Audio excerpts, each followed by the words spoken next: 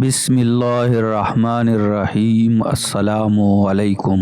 بلائی پلٹ کر واپس آتی ہے۔ اسکاٹ لینڈ کا ایک غریب کسان تھا۔ کھیتوں کی طرف جاتے اس نے چیخنے کی آواز سنی۔ آواز کی سمت جا کر دیکھا کہ ایک بچہ دلدل کے ایک چوپڑ میں ڈوب رہا ہے۔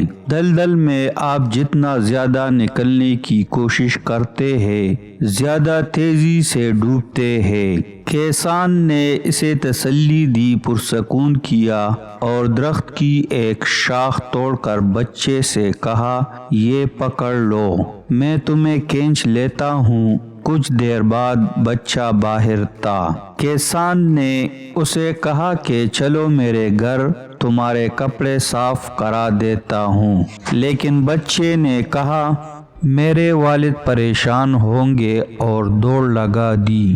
اگلی صبح ایک شاندار بگھی کسان کے گھر کے سامنے کھڑی ہوئی۔ ایک رعبدار شخصیت بگھی سے نکلی اور کسان کا شکریہ ادا کرنے کے بعد کہا، میں آپ کو کیا صلہ دوں، کیونکہ آپ نے میرے بیٹے کی جان بچائی ہے۔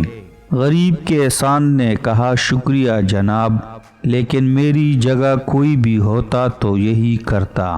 مجھے کسی صلے کی طلب نہیں۔ بہت اصرار کے بعد بھی جب کسان نے کچھ قبول نہ کیا تو جاتے جاتے اس رئیس کی نظر کسان کے بیٹے پر پڑی۔ پوچھا، کیا یہ آپ کا بیٹا ہے؟ کسان نے محبت سے بیٹے کا سر سہلاتے کہا، جی جناب، یہ میرا بیٹا ہے۔ رئیس نے کہا، ایک کام کرتے ہیں، میں اسے اپنے ساتھ لندن لے جاتا ہوں، اسے پڑھاتا ہوں۔ بیٹے کی محبت میں اس پیشکش پر کسان راضی ہو گیا۔ اس کا بیٹا لندن چلا گیا، پڑھنے لگا اور اتنا پڑھا کہ آج دنیا اسے الیگزینڈر فلیمنگ کے نام سے جانتی ہے۔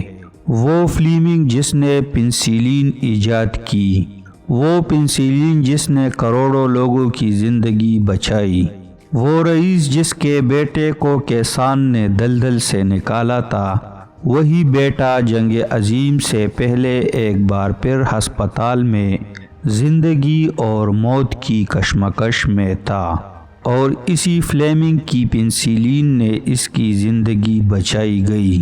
وہ رئیس روڈولف چرچل تھے اور ان کا بیٹا ونسٹن چرچل تھا۔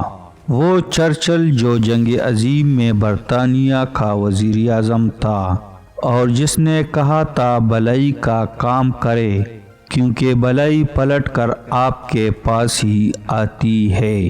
آپ کو ہماری یہ سبق آموز اور سچی کہانی کیسی لگی؟ کمنٹس میں اپنے قیمتی رائے کا اظہار ضرور کریں۔ شکریہ۔